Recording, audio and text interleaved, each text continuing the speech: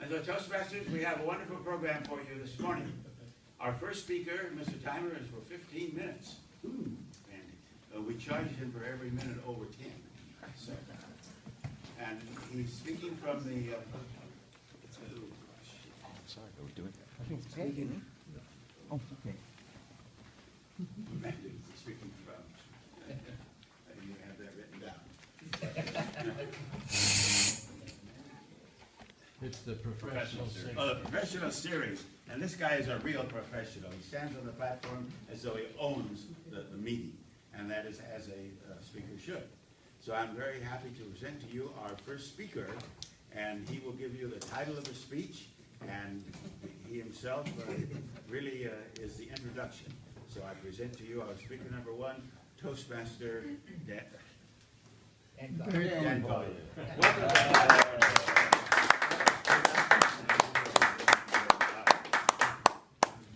Mr. Toastmaster, good morning, ladies and gentlemen. Good morning. Good morning.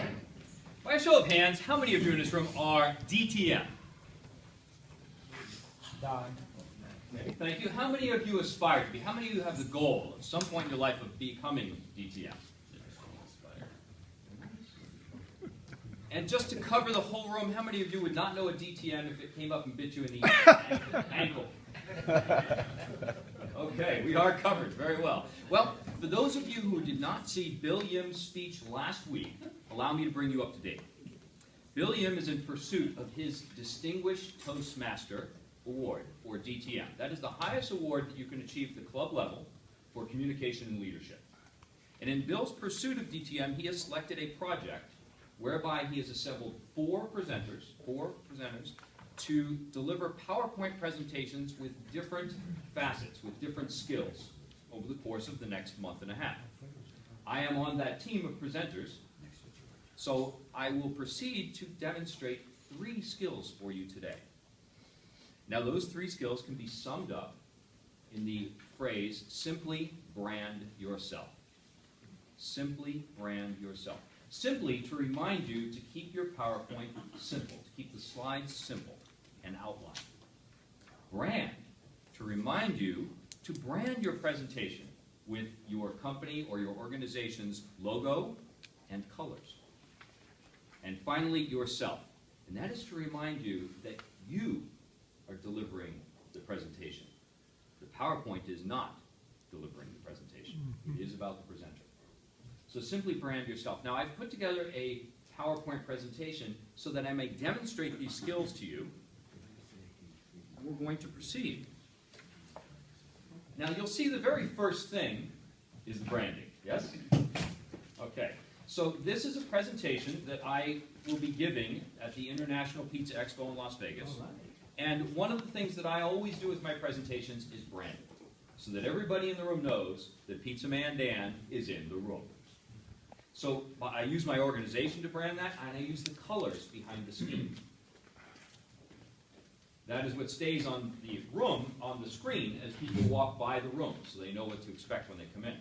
Now, further branding, again, using your logos, your photos, and your colors. Now, we talk about keeping the slides simple. In front of you, there is a piece of paper that looks like this. If you just look around and see if you can locate that. This is part of a handout that I give out to everybody who is attending the presentation.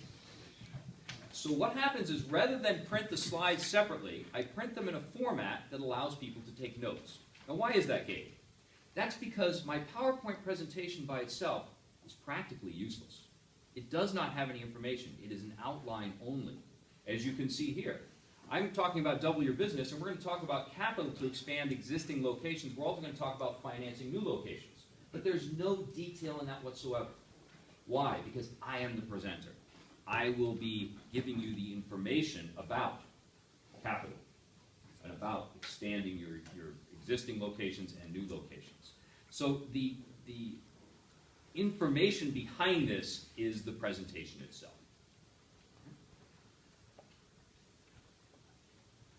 The other thing that the simple outline provides is a way for you to hang up that thought while some discussion goes around the room. So, for example, I may say, report earnings. Now, some of you are in business in this room. How many of you report all of your earnings? To whom? To whom? Very good question. Who do you think we should be reporting our earnings to? The last person is the IRS. The IRS. We should report our earnings to the IRS. First is your spouse. Absolutely. But be careful about that. So reporting your earnings, this allows you to play the game. And when we say report the earnings, we're talking about sales tax. We're talking about all of the different organizations that are going to take money from those earnings. And your first inclination is going to be to hide those earnings so you can keep them for yourself. Well, then you cannot play the game. You can't play by the rules, and you will not have access to money to expand your business without that. Now you see, I can deviate from my thought and allow discussion in the room because I have the outline right here. It's going to draw both myself as well as the audience right back to the point. So we establish good credit over time. There's an example. Now, we say branding, as you can see on every one of these slides. We say keep it simple, because at this point, Jose Luis can write down notes right next to the slide. There's lines there for writing down notes, and he can refer back to that later on. To save some paper, I didn't print all of the slides for you, just using this as an example. That is, unless you want to take some notes, Freddie, on improving your existing locations. Okay, so we cruise through each of these slides, and we can have a discussion on each one. So, some examples here of discussion. Debt financing. Dave, tell me what debt financing is. What does that mean to you? Going in the hole. Okay, all right. Exactly, going in the hole. Why do you go in the hole with debt financing? Because you've got to pay it back. That's the definition of debt financing. You're borrowing money from somewhere, and you have to pay it back. We also have another form of financing, equity financing. Can anybody in the room give me an example of equity financing? Yes. I'm sorry? Home equity, equity financing. Yep. All right, home equity, yes. How about brother-in-law? Sorry. If you give them a percentage of your business, still trouble. Even worse trouble, yes. Equity financing generally means you do not have to pay it back, that those proceeds are going to come from the receipts of your business, the profits of your business, through a percentage of an investment.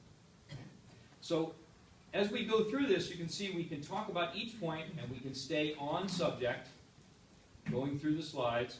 The other thing that you're going to notice is that I do not use a font less than 35.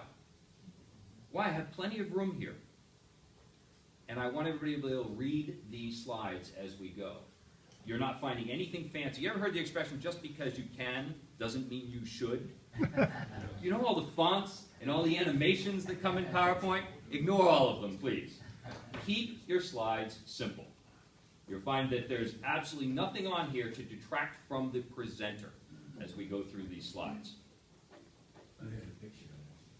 I finally put a little knick-knack in there, a big question mark. See that? And that's it. That's all you're going to find in fancy footwork for that presentation.